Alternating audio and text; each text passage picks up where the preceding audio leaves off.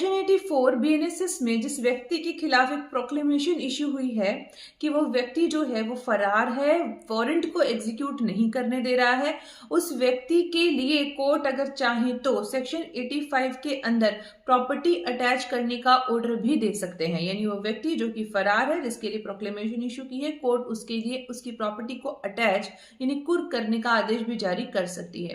Property movable, immovable, चल अचल दोनों होती है, तो दोनों में से कोई भी प्रॉपर्टी को अटैच करने का कोर्ट ऑर्डर दे सकती है, दोनों ही प्रॉपर्टी को अटैच करने का ऑर्डर भी दे सकती है।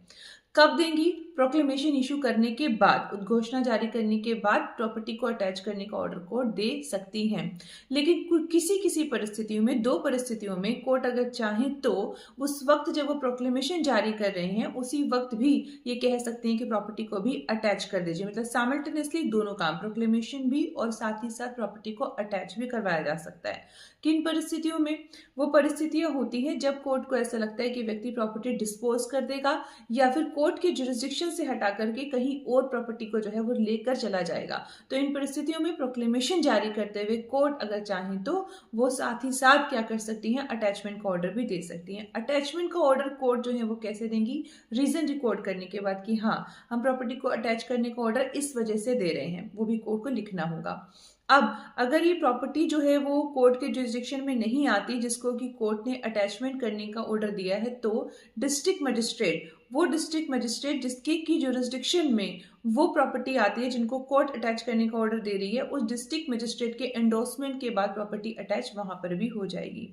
अब एक और बात समझिए कि प्रॉपर्टी क्योंकि दोनों तरह की अटैच हो सकती है, मूवेबल भी और इमूवेबल भी, तो किस तरह से होगी?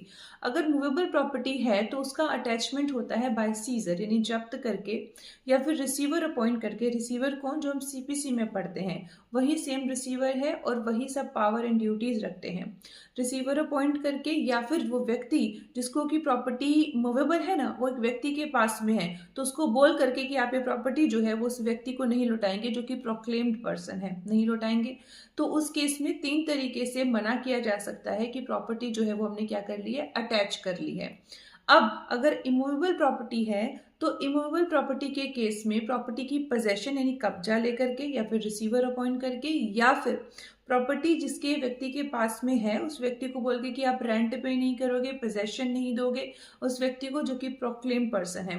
तो इन तीनों में से कोई भी एक तरीका या तीनों में से कोई दो, जिसे कोर्ट को ठीक लगे, कोर्ट ऑर्डर दे सकती है। सेम मूवेबल प्रॉपर्टी के कंटेक्स्ट में भी 3 जो है हमने तरीके पढ़े, उनमें से कोई 3 में से एक या फिर कोर्ट को जो लगे 2 तरीके, जैसा कोर्ट को लगे कर सकती है अटैचमेंट।